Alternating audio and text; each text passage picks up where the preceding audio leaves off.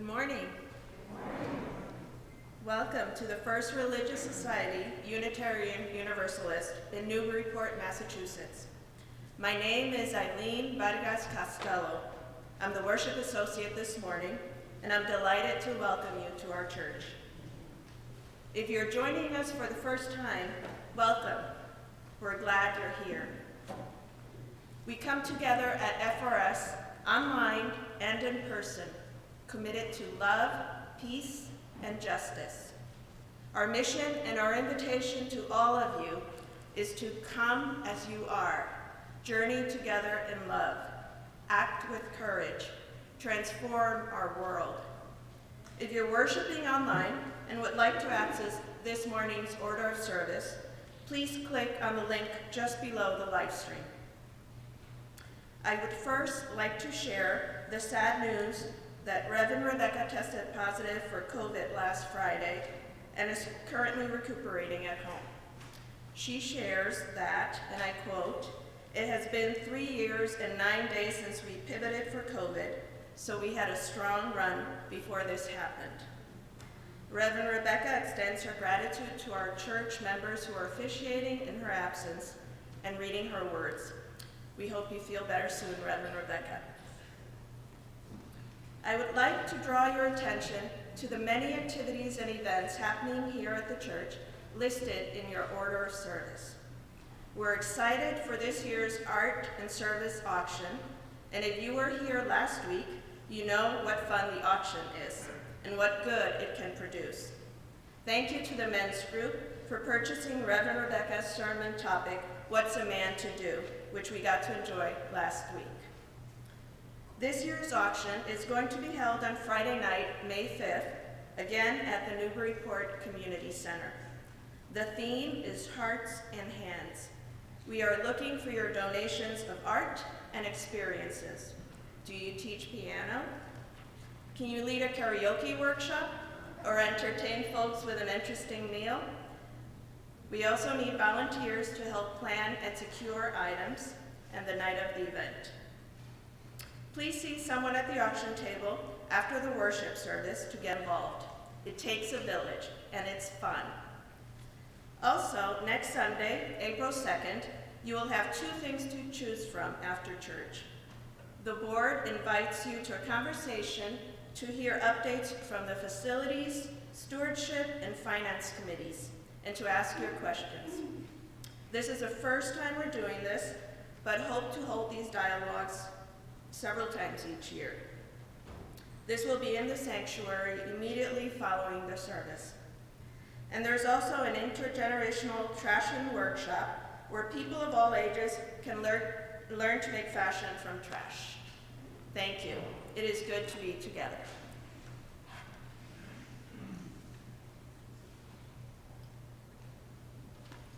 Our call to worship this morning are the words of Mary McDonald, one of our campaign co-chairs.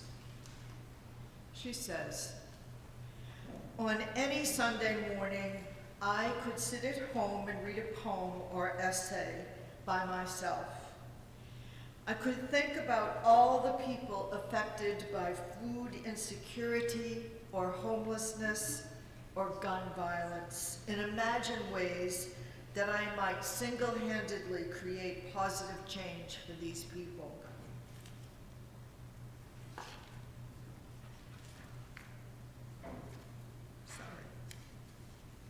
I might suffer from loss and loneliness and know that I should not bear it alone, yet share away from burdening my children or my neighbors.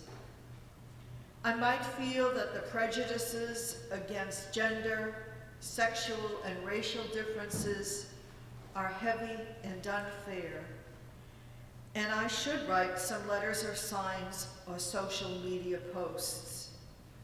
But they soon would feel useless. I might read my newspaper and proclaim that someone should provide shelter for Afghan refugees or travel to Indian reservations and figure that out. But I wouldn't be that someone alone in my house. Having this church, This time set aside, this group of people, gives me the toolbox I need to live my spiritual and community life. This is my harbor and my port, with gardens of peace that welcome my tending. You are all joyfully and faithfully called to worship.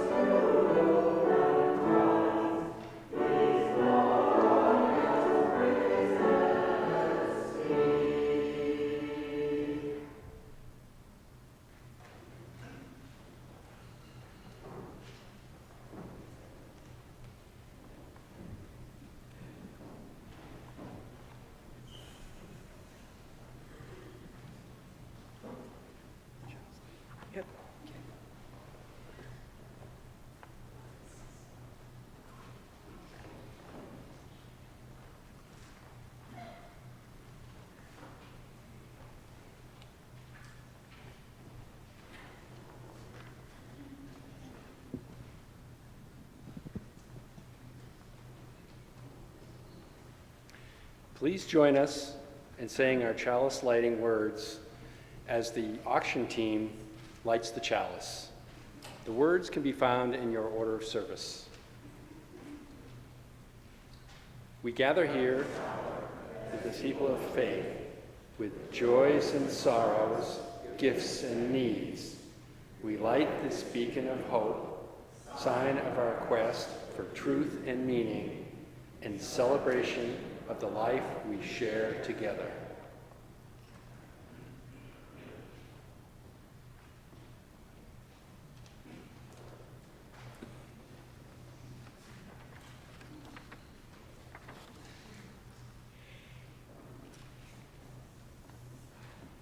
Each week, we also light 2 candles of peace, representing 2 places on earth we lift up and remember as a sacred encounter with our world. There are an untold number of places on earth that need peace. These 2 we especially hold close in this service and through the week ahead. After each candle is lit, I will invite you to respond saying, "Peace, Sul, Shalom." Our first candle is lit for oceans, seas, rivers, and bodies of water around the world as we honor World Water Day. World Water Day is held on March 22nd every year since 1993. And it celebrates and raises awareness of the 2 billion people living without access to safe water.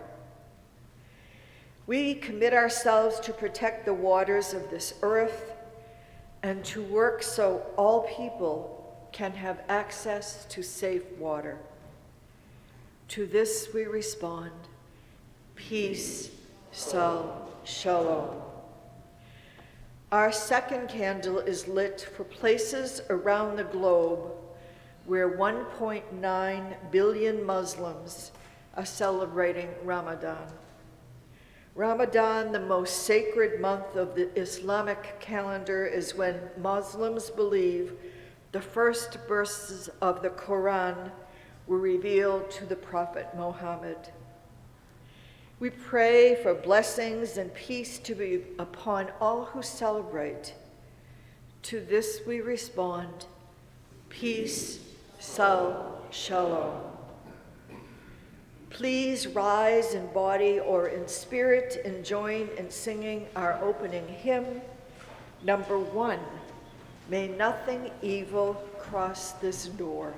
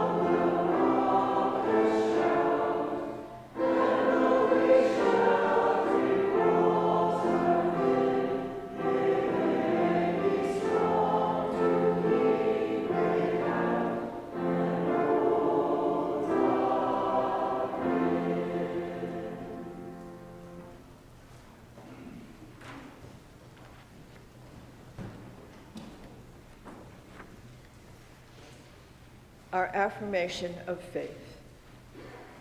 Love is the doctrine of this church, the quest of truth is its sacrament, and service is its prayer. To dwell together in peace, to seek knowledge and freedom, to serve humankind in fellowship, to the end that all souls shall grow into harmony with the divine. Thus do we covenant with each other and with God.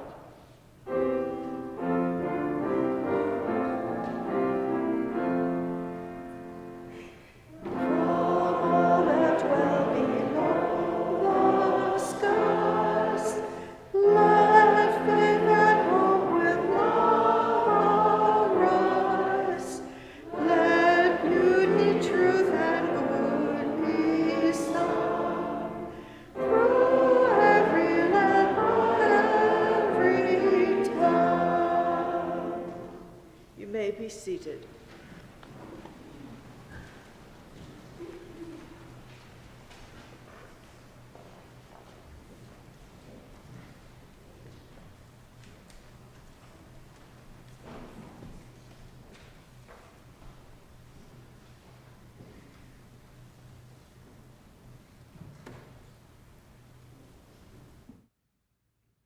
Why am I at First Religious Society, Unitarian Universalist in Newburyport? Definitely for the community. I found this community late in the 90s when I just moved to Newburyport and was looking for a community that answered to all of my spiritual inquiries, and the Unitarian Church absolutely did that for me, but specifically First Religious Society. But recently, an investigation into a calling that I feel very strongly that I have to love and serve in whatever capacity is necessary brought me back to FRS to seek kind of a base from which to operate this new spiritual path. And that's why I find myself here. During this odyssey of kind of finding my way and finding my way back to FRS, I was investigating a lot of churches online. Most churches now have some kind of Zoom or Facebook component or YouTube where they, play their, just like we do, their services online. So I was investigating all sorts of different backgrounds, trying to figure out if I wanted to go back to being an Episcopal, whether I wanted to become a Baptist and sing gospel choir. I had no idea, but I was investigating. And one of the Sundays that I found myself at FRS, I just thought, this is it. This is where I want to be. Even though I can't be there physically, I want to be here virtually and feel very much a part of the community. As a virtual participant, I've gotten involved in a Zoom chalice circle, and I'm excited to get involved in the Interior Landscapes group that addresses grief. I'm a hospice volunteer here in New York where I live, and feel like my spiritual calling is to potentially healthcare or hospice chaplaincy. So working in this group with, the concept of grief is something that I've become familiar with and am continuing to educate myself about. And that's really exciting. And I appreciate that my spiritual community is a place where that's something I can explore. Over the winter holidays, I was really grateful to be able to watch the candlelight service from my living room here in Shelter Island, New York. I invited my dad over and we decorated the Christmas tree sort of together. He kind of watched, I kind of did it all. But all during that time, we were watching the candlelight service, and he literally could point himself out in, the place where he used to sit when he came with us to that service. And he said, oh, do they still do the candles in the windows? And gosh, it always looks so beautiful. And it was always such a magical night. And to be able to share that with my dad, who's now 85, and that was so many years ago. There's a lot he mentally doesn't have access to anymore. But the fact that we had that special memory to share really, puts an emphasis on the place and the tradition and the people who all make that happen, and for which I'm all very grateful. So back to the original question, why am I here at FRS? Why do I go to church online? It just feels right. It feels like a fit. It feels like the place for me. There's a lot of tradition. There's a lot of acknowledgement of history, of the building, the actual edifice. And even though I'm not physically there, I definitely feel like I'm there when I'm online on Sunday mornings. And to hear the choir sing and to hear Reverend Rebecca preach and, the readers read and lighting the chalice, it brings it all back. It helps that I was actually physically there at one time and can conjure those smells and that feeling and, the light coming through the windows. But it's also the people. So I appreciate that this community exists, and we'll do whatever it takes to keep it going into the future.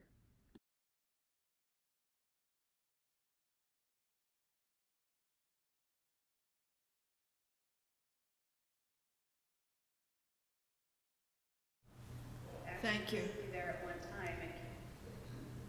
That was Liz Larson, our all-virtual FRS member. We will now sing our young children to church.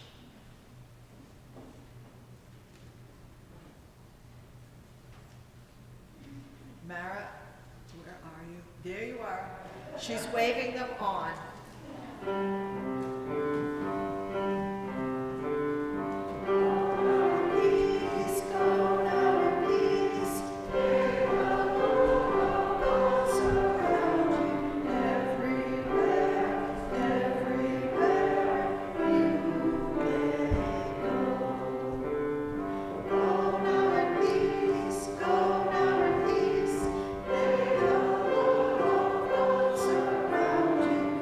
Everywhere.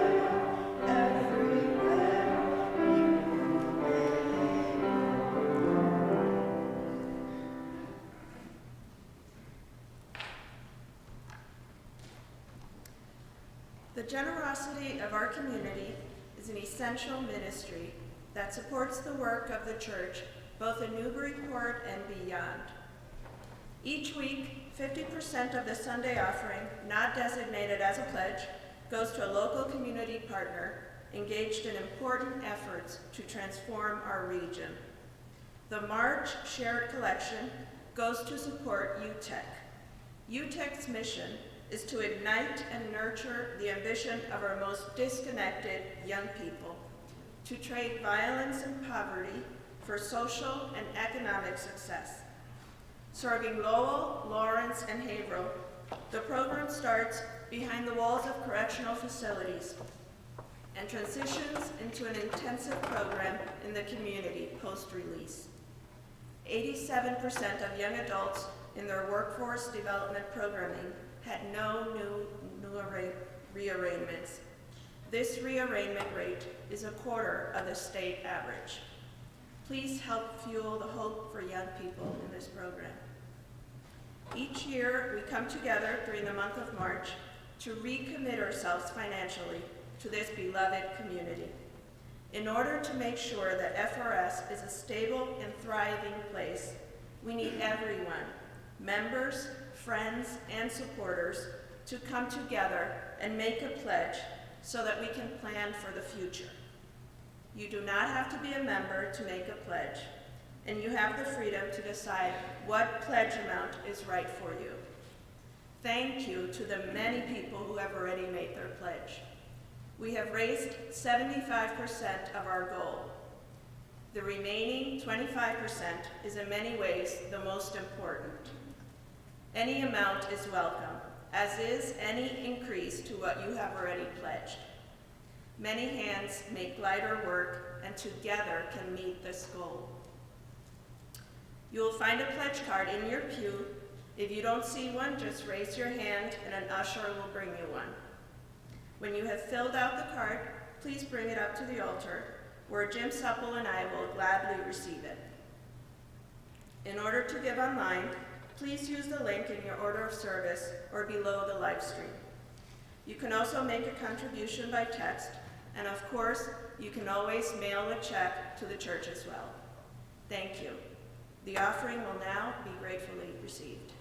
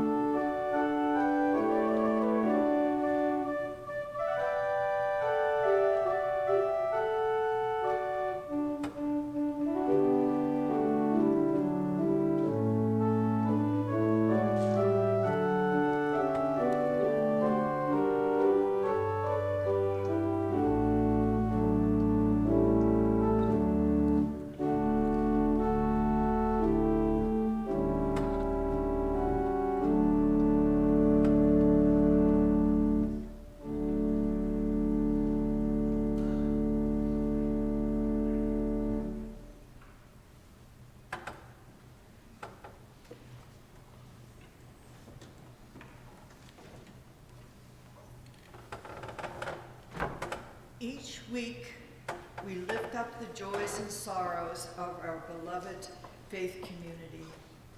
Reverend Jane Toohey will light the candles as I read what has been shared with me in advance of today's service. If you would like to share a joy or a sorrow to be read in the service, you can always send an email to betweenus@frsuu.org or write in the book located in the vestibule.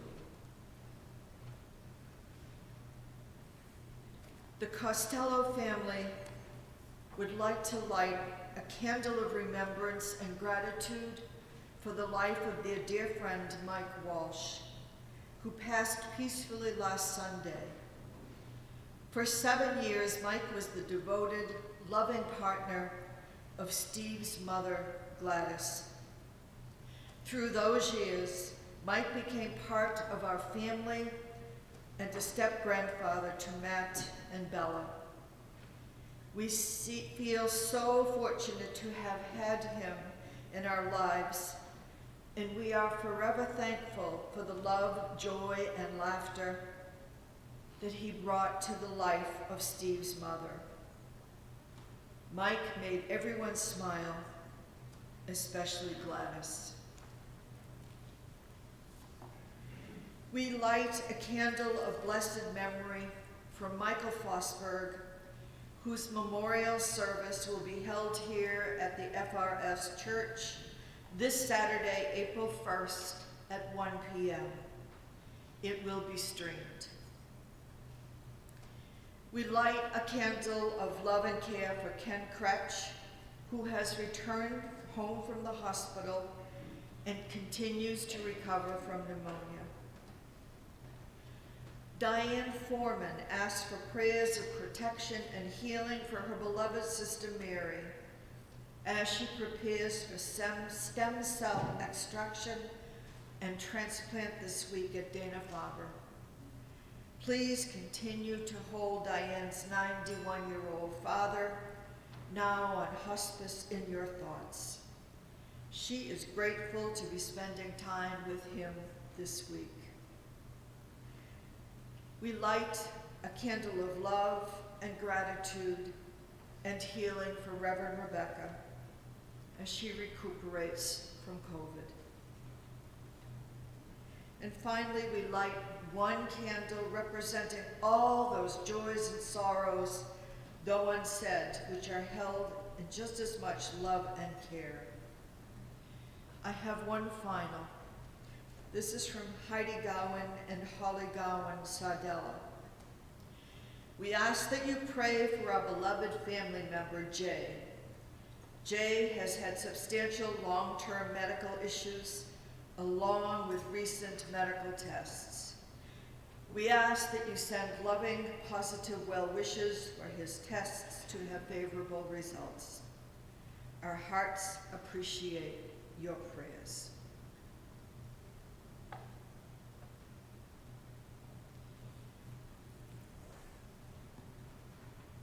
I offer this prayer blessing for you to just sit and take in.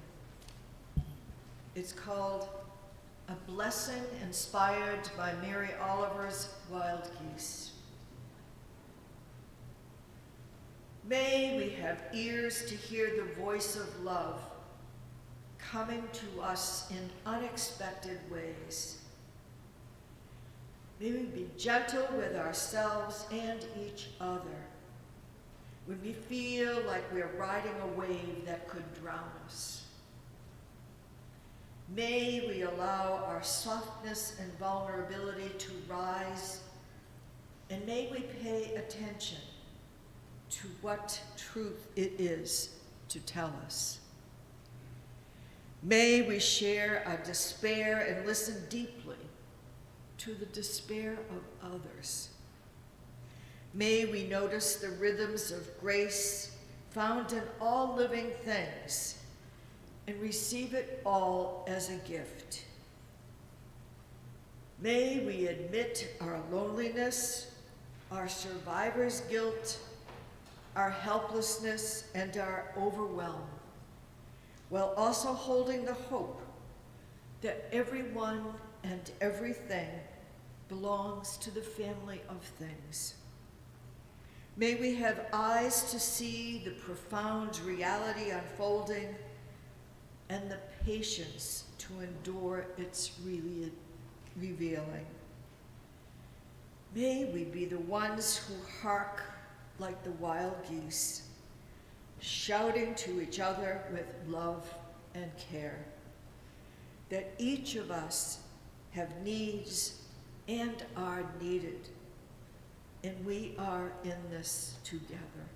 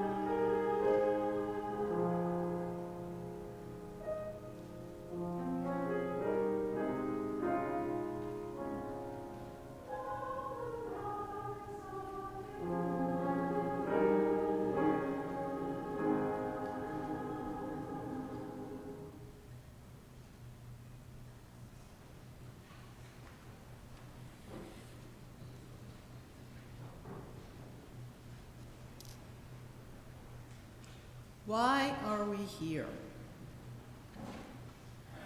The children in my after-school class were drawing pictures of buildings. The 9-year-old said, "I'm going to draw a church." One of the 6-year-olds asked, "What's a church?" The older child thought she was joking and kept saying, "Come on, you know, a church." But the 6-year-old wasn't joking. She didn't know. Then a 7-year-old said, "I don't know either. What is it?" There was a time long ago when everyone went to church. Then not so long ago, most people went to church. Now more people than not don't go to church or belong to any religious community. Gallup polls reported that the percentage of Americans who were members in any house of worship in 2020 dropped below 50% for the first time in 80 years of tracking such trends. In 2018, 50% of Americans belonged to a church, synagogue, or mosque, down from 70% in 1999. In 2020, that percentage dropped to 47%. In the year 2000, 8% of Americans did not identify with any religion. Today, that number is 21%. Age does correlate with church membership. 66% of Americans born before 1946 belong to a church. 58% of baby boomers belong to a church, compared to 50% of those in Gen X, or 36% of millennials. Here is the church. Here is the steeple. Open the door. Here's all the people. How many of you grew up with that? We've been bemoaning the decrease in religious involvement for years. Perhaps it has assumed the role of the boy calling wolf, and its warning bells are not being heard. Why are we here? Why are we here? Why are we here? I answered that question for myself in the testimonial I gave at the campaign kickoff service earlier this month. Reverend Rebecca told me that the more she read my words, the more powerful they became. And here's some of them. I could feel very strongly that families in reduced circumstances should have wonderful holidays and experiences like summer camps, but I wouldn't be able to figure out what I could do about it, and I'd push it off till later. I might suffer from loss and loneliness and know that I shouldn't bear it alone, but I would shy away from burdening my children or my neighbors. I'm sure we are here for different reasons. Some of us are here because we were raised to go to church, or because we're looking for community, or hope, or peace. We are here because we have come to love the people that are here, even the ones that are the most challenging to us. We love them, and we miss them when they're gone. We are here because tradition calls us to return. Mystery calls us to explore, and pain pleads with us that there be more to life. Why are you here? The 2022 Faith Communities Today reports, and this is a tome of a report because I went and read it after I got the sermon. It has statistics from 15,278 congregations representing 80 different faith traditions. It reports, as increasing percentages of individuals choose to identify as none, done, or spiritual, not religious. It might seem as if religious congregations no longer matter. However, personal commitments and identities are often insubstantial without a supportive community. An individual's faith is transitory, subject to changes throughout one's life, and ultimately lasts only as long as they do. It is the religious organizations, the congregations, the denominations, and para-church groups that create the bedrock foundation of religious and spiritual life in this country and sustain both faith traditions and individuals' quests across time and generational variations. Though there are a variety of reasons why people are here, there are two reasons we all need to consider seriously. These are not so much about the person as the collective impact of our being here. They have to do with the future we are creating for our children and for the health of our earth. The vast majority of congregations across the country included in this Faith Today study are evangelical Protestant. These congregations make up 71.3%, including Black Protestant churches. This is followed by 20% representing the mainline Protestant Christian traditions, followed by 5% Catholic and Orthodox communities. Other religious traditions, that's the category that we're in. Unitarian Universalists are a part. It comprised 1.4% of the religious landscape in the study. We are joined by Baha'i, Jewish, and Muslim congregations. The study does admit to undercounting the growing diversity of non-Christian groups within the country. Those are difficult to catalog. Still, the impact of this data remains. Half of all congregations in our country are in the South, where 38% of the US population lives.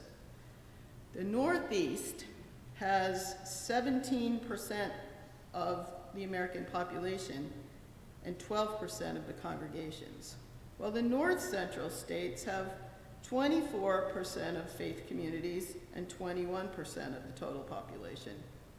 This means that the South and Central states have nearly doubled the churches per million residents, as do the Northeast and the West.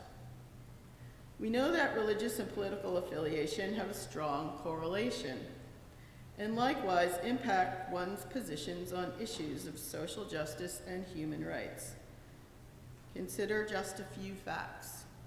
The Pew Center for Research reports that highly religious Americans, those who say they pray each day and regularly attend religious services and consider religion very important in their lives, these people are far less likely than other US adults to express concern about warming temperatures around the globe. So too are people's views on issues related to transgender, directly correlated to their religious views. In July of 2022, Pew Research reports that white evangelicals are the single religious group in which a majority believe our country has gone too far in accepting transgender people. Other religious groups are divided and have just as many people who feel we haven't gone far enough. The majority of people who are religiously unaffiliated also believe we haven't gone far enough.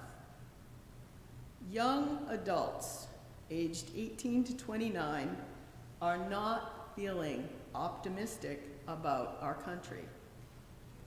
The Pew Research Center asked them in a 2022 study to give one word to describe how their feelings about the current state of our country. The top words were angry, concerning, confusing, defeated, embarrassing, expensive, fragmented, tense, unstable, and wary. The two positive words were decent and fixable. That same study showed that a global response to climate change is the overarching top priority for young adults. When American young adults were asked what they felt shame about with respect to our country, they answered internal social division, political intervention abroad, prolonged warfare, slavery and unresolved racial issues, and withdrawal from Afghanistan. When asked what they were proud about, they replied, democracy, economic strength, foreign aid, Marshall Plan, and the American dream. But Unitarian Universalists actually align with the young adults and the religiously unaffiliated. We do believe that climate change is real. We do work for the rights of trans people. Like young adults, we also find the divisions within our country and the unresolved history of slavery concerning. We also believe that our country is decent and fixable. We must not only keep Unitarian Universalism in the religious dialogue, but we must increase its presence nationally and locally. We are called to let children and young adults know they are not alone. We listen to them and we agree. We must fight for the preservation and restoration of our earth. And we, of course, must further our spiritual journeys and show up for one another. The religious landscape needs our values and our engagement.